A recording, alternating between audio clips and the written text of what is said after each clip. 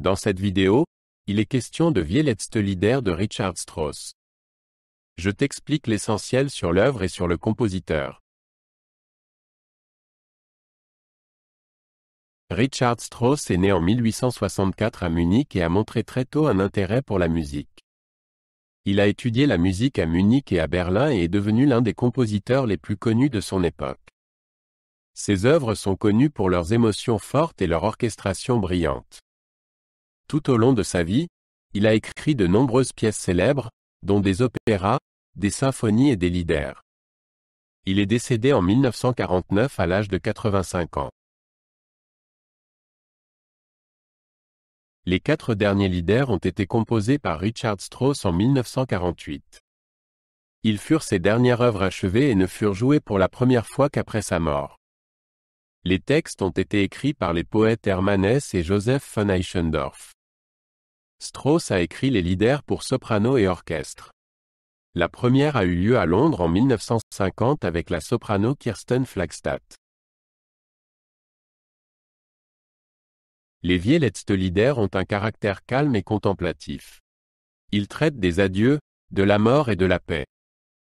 La musique se caractérise par des mélodies douces et une orchestration riche. Les chansons procurent un sentiment de calme et de plénitude. Ils constituent une rétrospective musicale de la vie et de l'œuvre de Strauss.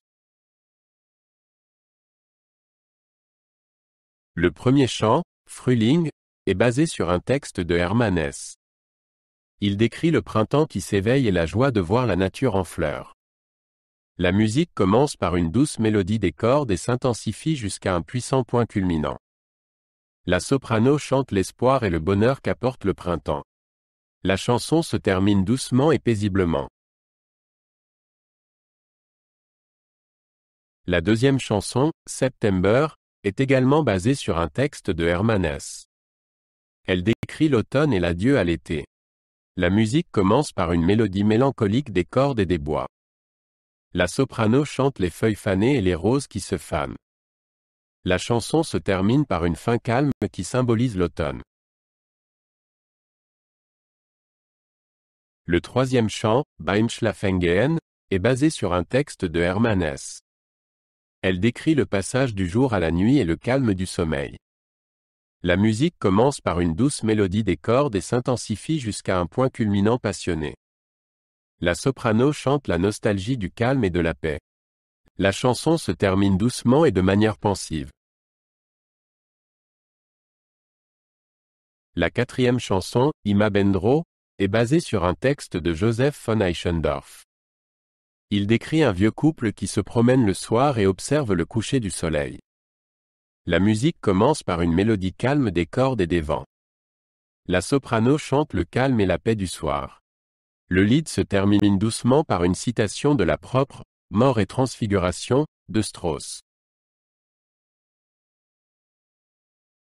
Les Vier letzte Lieder sont considérés comme l'une des œuvres les plus importantes de Richard Strauss.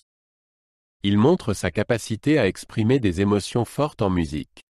La douceur des mélodies et la richesse de l'orchestration en font une œuvre à part. De nombreuses sopranos chantent ces lieder pour la beauté de leurs mélodies et la profondeur des émotions qu'ils dégagent.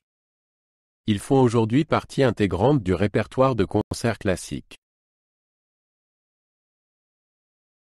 La musique de Richard Strauss est encore jouée aujourd'hui dans le monde entier. Ces 4 derniers lieder continuent d'inspirer les musiciens et les auditeurs. Ils nous rappellent son grand talent et sa capacité à exprimer des émotions en musique. Strauss a laissé un héritage musical qui inspire des générations de musiciens. Ses œuvres restent une partie importante de l'histoire de la musique classique.